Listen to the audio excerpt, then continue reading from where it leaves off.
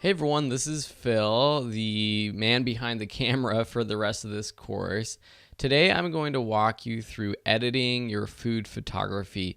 I'm going to try to simplify it as much as possible so that whatever photo editing software you're using, you'll be able to understand the three key points and the three key things to do with your photos. I basically pare it down to crop, color, and exposure. So with cropping, we're just going to adjust the way that the photo is composed using cropping. With color, we're going to change the saturation of our food to make it look more colorful. And in the last part, we're going to expose properly, changing whether we want it to make it brighter, darker, or parts of the image brighter or darker. So here I'm in Lightroom, and again, I'm going to try to teach this in a way that whatever program you're using, you'll understand.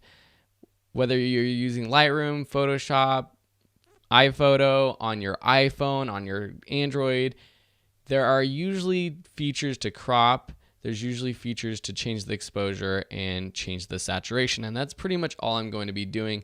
Later on, I'm going to talk about a special few features that Lightroom has that your editor might have that are cool to play around with. But for now, let's start with crop. This is the photo of the salad that Will took in the very beginning. And we can scroll through some of these and see. Let me find one that is actually another one that I would do more cropping on, because Will did a really good job composing this image actually. So say I take this one and I can open up my crop feature, and this opens up my crop module where I can basically zoom in, zoom out, rotate slightly. Say we did want to just zoom in a little bit more on this salad, make sure that it's in the center of our frame, because before when we were zoomed out all the way, it was actually a little bit over to the left of our frame. So we're just going to zoom in to make sure that this is directly in the center. Maybe put it down at the bottom a little bit so that the salad that's actually in focus is in the middle. You don't necessarily always want what you shot to be in the direct center, but for this photo, I do. So I'm going to crop it that way just by using the crop tool, zooming in a little bit, and pressing return on my keyboard. Okay, so I'm happy with my crop. The next thing I'm going to do is skip down to color or saturation. So I have this saturation bar right here. And again, whatever you're using, you might have a little bar, some numbers that you can increase or decrease. And if I increase this all the way, you'll see what happens. Wow, that is way too saturated, but it gives you the point that I'm trying to make, that this bar helps you desaturate or increase the saturation. You can also plug in numbers specifically if you have a number in mind. So I would just look at your photo and see, does it need a little bit more color? Will's camera, the settings, the raw settings that he's using, typically it will need a little bit of a boost in saturation on his Fuji camera. If you're using an iPhone or a smartphone, it usually adds a bit of contrast and good saturation that you might not need to increase. You don't want it to look unnatural, but you do want the colors to come across through your photos. And just this, compared to, if I bring up the comparison, the right compared to the left, it looks a little bit more bright, inviting, colorful, and tasty. So boosting that saturation can help. The last thing I'm going to do is play with the exposure. And this is where the beauty of shooting in raw file mode helps, because the shadows and the brights of your image can really be manipulated.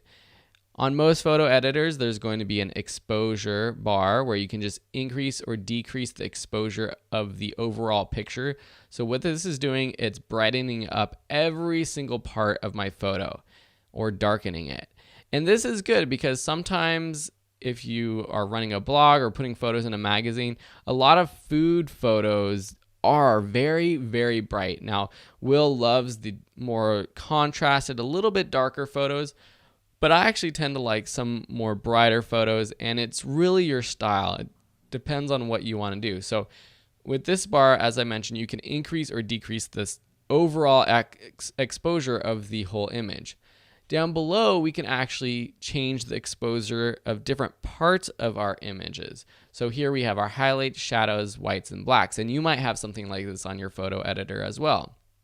For example, if I take my blacks and I increase the blacks, you can see that it's really just affecting the darker parts of this image. So these shadows under the plates, under the leaves of the lettuce, this dark of the pepper back there. So if I increase or decrease that, you can really see what's happening over here on the left, this vinegar that's really darkening.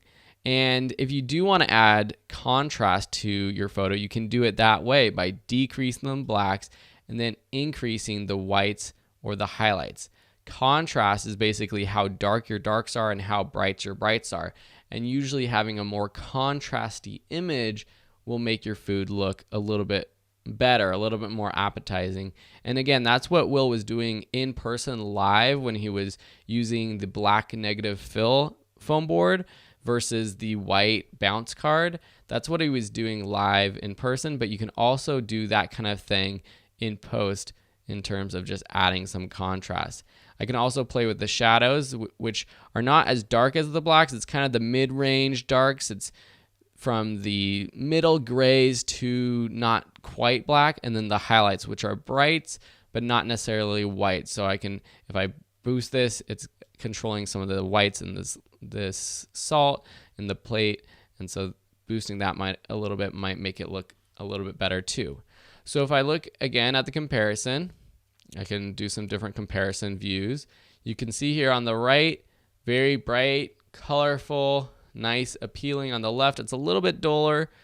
But again, it starts from the very first image that you shot with. So let me just reset this. So I'm just going to undo original photo, then to our final photo. Hopefully you can see the difference, and this one, hopefully you think is a lot better. So let's move on to some more professional, advanced techniques that you can consider doing for your images. I think I'm going to go over to my key lime tart. So let's take one of these key lime tarts. This has some greens in it, but the greens aren't that vibrant. Now, I want to make the colors more vibrant, and I could just take the saturation and boost the saturation a lot. But what happens is that the saturation of the orange and the yellows in this tart itself get boosted, the saturation of the browns and everything else gets saturated as well. What if I just want to boost the greens? Well, in Lightroom, what you can do is go down to these HSL color and black and white module down here. I can actually take this color picker right here, or by going down to the green slider down here, but I'm going to use the color picker. And then I take the color picker, I go over to my image, I select the color that I want to affect, and I click and drag up or down. Now, if I drag all the way down, you can see what happens. It takes away the color of just the greens and the yellows that I'm picking right now. But if I boost it, it really increases that green without increasing the yellows and the oranges of this tart. Now, if I select this tart and I want to boost that color, I can do that. Maybe I'll just take a little bit of the yellow right in the middle of the tart and boost that. And so that's a way that you can boost the colors of a specific object. If I go over to my soup, for example, let's go back to our soup photo.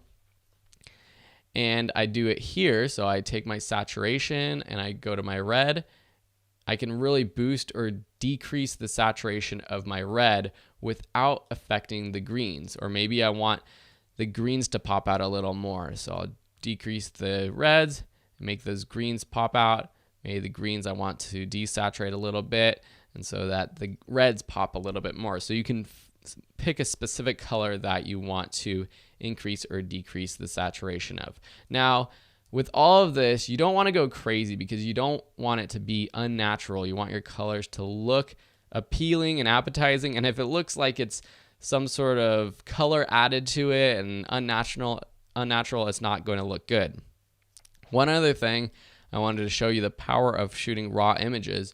One of the photos that was a little bit dark was this photo of the coffee beans and the coffee. Here, what I would do is go up to my blacks and shadows and boost those.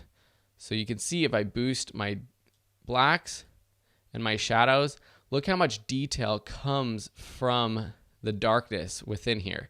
You can see this steam actually coming up from the coffee. Let me zoom in here, and then I will decrease the shadows. If I boost the shadows, you can see the steam in there actually, which is a cool thing to do, and you would only be able to get that detail from the darkness by shooting RAW. And again, that's what the difference is between a smartphone photo and a photo shot in RAW mode using a professional or prosumer DSLR or mirrorless camera.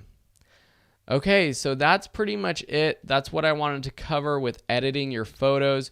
Remember, you want to crop to make sure that your composition is perfect. You want to color and make sure that the saturation looks good and makes your food look appetizing. And then you want to expose and change the exposure of your photo so that it's as bright or dark or contrasted as you want. Let me know if you have any questions. Otherwise, thanks again for taking this course, and we'll see you in the future.